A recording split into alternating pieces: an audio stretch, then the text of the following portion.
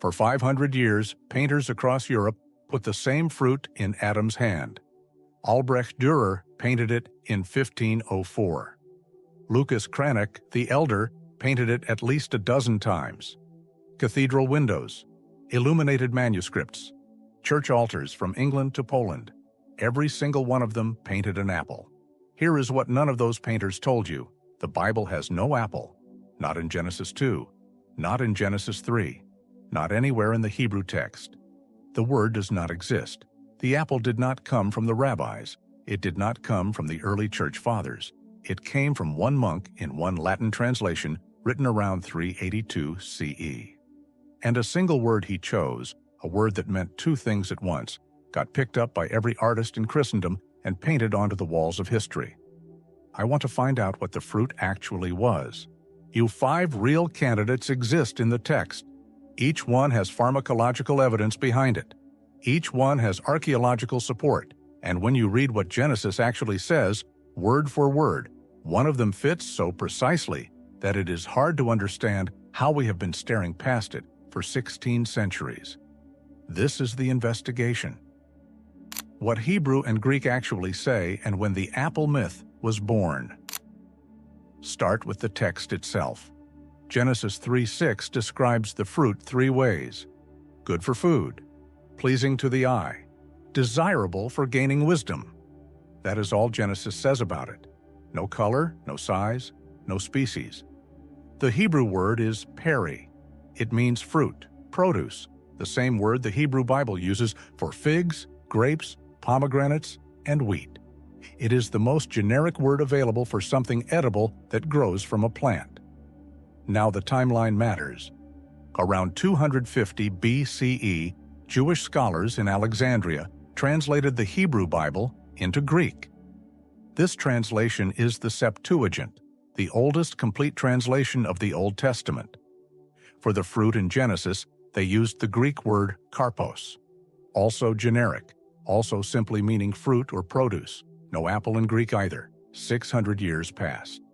Around 382 CE, a scholar named Jerome translated the Bible into Latin for the Roman Church. His Vulgate became the official Bible of Western Christianity for over 1,000 years.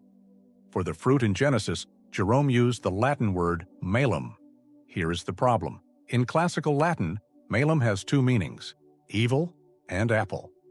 Jerome almost certainly used it in the generic sense of bad fruit, but the double meaning stuck. Medieval readers saw the word. Medieval painters illustrated the word. And by the 12th century, every European Christian had a mental image of Adam holding a red apple. That image is not ancient. It is not biblical. Karen Jobs and Moises Silva, in Invitation to the Septuagint published by Baker Academic, document that the Greek translators, 600 years before Jerome, had no such confusion. Karpos, generic fruit. The apple is a medieval accident, locked into Western imagination by 5 centuries of oil paint. And here is the detail that makes this even stranger.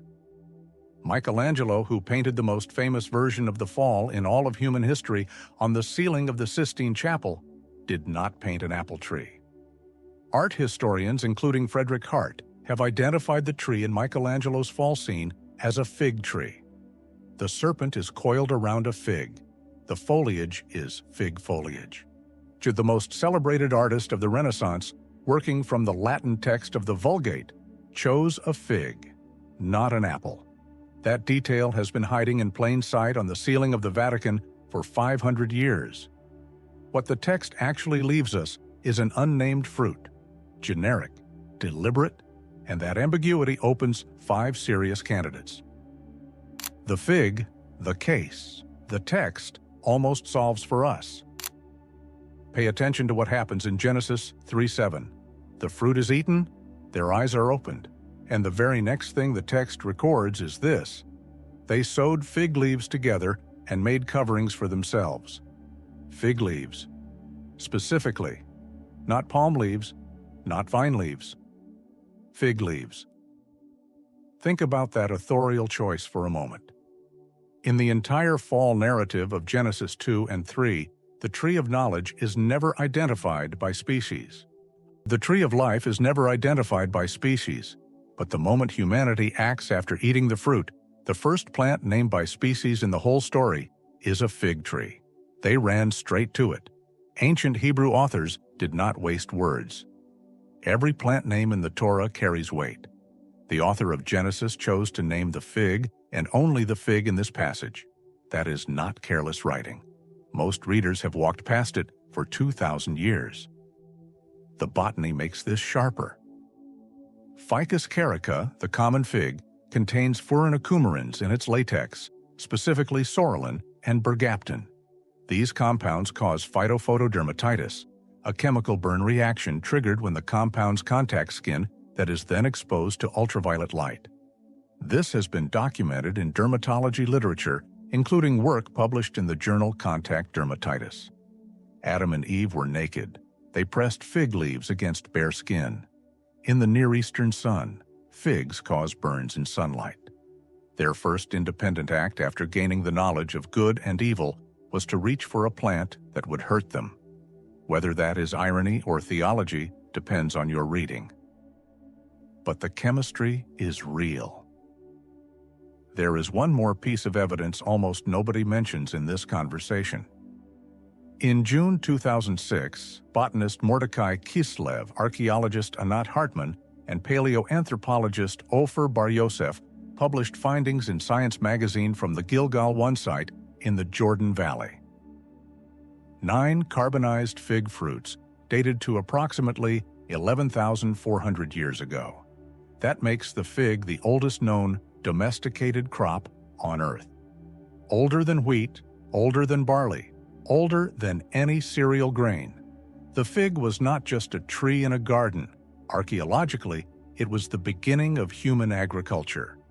The first plant humanity deliberately modified and cultivated. If you were writing a story about the moment the human species crossed from innocence into knowledge, and you needed a fruit that could carry that weight, the fig is not a bad choice. It is, by the evidence, the original human food. The grape, the pomegranate, and what a 4,200-year-old seal shows us. The grape makes the most direct pharmacological argument of all 5 candidates. Knowing good and evil has generated centuries of theological debate, moral knowledge, sexual awareness, adult consciousness. But there is one reading that maps almost precisely onto what ethanol does to the brain. Fermented grape juice produces ethanol. Ethanol acts as a positive allosteric modulator at GABA A receptors in the brain. At low doses, it reduces inhibition, alters perception, and produces what ancient texts across multiple cultures consistently describe as an expanded state of awareness. Patrick McGovern, biomolecular archaeologist at the University of Pennsylvania Museum of Archaeology and Anthropology, spent decades tracking the chemical residue of ancient fermented beverages. In Uncorking the Past, published by University of California Press in 2009, McGovern documents wine production at Haji Firuz Tepe in northwestern Iran from approximately 5,400 BCE. That is nearly 7,500 years ago. The grape delivers exactly what Genesis describes: altered perception, opened eyes, a new kind of knowledge. But the grape has a textual problem that I cannot get past. Genesis calls the forbidden fruit the fruit of a tree. A grapevine is not a tree. It is a climbing vine. The Hebrew Bible is precise about this botanical distinction elsewhere. Every scholar who argues for the grape has to navigate this objection, and most of them cannot. The grape is pharmacologically the strongest candidate in this investigation. Textually, it is one of the weakest. The pomegranate makes a different kind of case entirely. Punica granatum appears in Deuteronomy 8:8 as one of the 7 species that define the Promised Land. It appears on the high priest's robe in Exodus 28:33. Pomegranate motifs were carved into the Temple of Solomon. Daniel Zohari of Hebrew University, Jerusalem, and Maria Hopf, by In Domestication of Plants in the Old World, published by Oxford University Press, document pomegranate cultivation across the Fertile Crescent from at least 3000 BCE.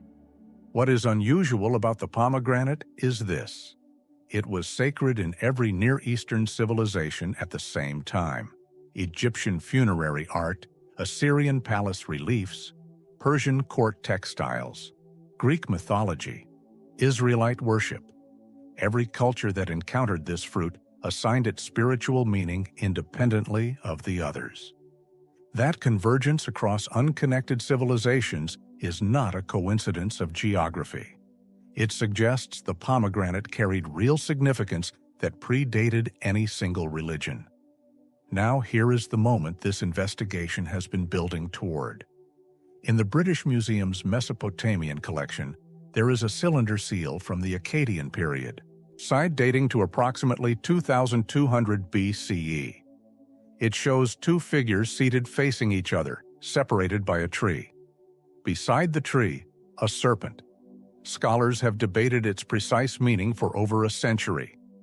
What is not debated, the tree on this seal is identified by most Assyriologists as a date palm. And the visual composition, two figures, a tree, a serpent, is the same grammar as Genesis 3. This object was carved approximately 1,700 years before Genesis reached its written form, in the region where Genesis was composed, by people whose mythology directly shaped Israelite texts. It does not show an apple. It never did. Wheat, mushrooms, and the theories that refuse to die. The wheat theory comes from inside the rabbinic tradition itself. In the Babylonian Talmud, Tractate Berakot 40ai, Rabbi Meir argues that the tree of knowledge was wheat. On his reasoning, a child does not gain knowledge until it has tasted grain. The tree that gave wisdom was the tree that made human knowing possible. That sounds like metaphor. But look at the timeline. The domestication of wheat in the Fertile Crescent began roughly 10,000 years ago. What followed was permanent settlements, food storage, surplus and scarcity, property ownership, law, trade, inequality, and organized warfare. Jared Diamond, in Guns, Germs, and Steel, published by W. W. Norton, argued that grain cultivation was the single most consequential act in human history. And Genesis 3:19 records the curse that follows the eating. By the sweat of your brow, you will eat your food. That is a farming curse. Not a foraging curse, a farming curse. Rabbi Meir may have been pointing at something the text encodes without stating it directly. Then there is the mushroom theory. In 1970, John Marco Allegro, a Dead Sea Scrolls scholar at the University of Manchester, published The Sacred Mushroom and the Cross. His argument, the forbidden fruit and much of early Christian symbolism, derived from the ritual use of the Amanita muscaria mushroom. Active compounds muskmol and ibotenic acid produce documented hallucinogenic and psychoactive effects. 18 scholars, including Dead Sea Scrolls experts, signed a public letter in the Times of London rejecting his conclusions. Allegro's academic career did not survive the book. Mainstream scholarship dismissed the theory then, and still does. But in 2020, researchers Aaron Ari, Baruch Rosen, and Dvori Namdar published findings from Telerad in the Negev Desert. On a limestone altar inside a Judahite shrine dated to the 8th century BCE, they identified cannabis residue alongside frankincense. Published in Tel Aviv. Journal of the Institute of Archaeology of Tel Aviv University. Physical evidence, chemically confirmed. That discovery does not rehabilitate Allegro. What it does is change the frame of the conversation. The debate used to be, would ancient Israelites have used psychoactive substances in worship? Telerad answers that. They did. The question is no longer whether. It is which ones and in what contexts. The answer the biblical author may have intended all along. So where does this leave us? The textual evidence points hardest at the fig. It is the only plant named by species anywhere in the fall narrative. The author of Genesis placed it there deliberately, as the first thing Adam and Eve reached for after the eating. In a text as compressed and precise as Genesis, that specific naming in that specific moment is not accidental. The pharmacological evidence points hardest at the grape. Ethanol's effect on consciousness maps more precisely onto knowing good and evil than any other compound in this investigation. Its problem is the one I mentioned. A vine is not a tree. The cultural and archaeological evidence points hardest at the pomegranate. No other fruit in the ancient Near East was simultaneously sacred in every civilization that touched it. And the civilizational evidence points at wheat. The fruit that changed everything was the crop that made everything that followed possible. And the curse described in Genesis 3:19 is the curse of the farmer.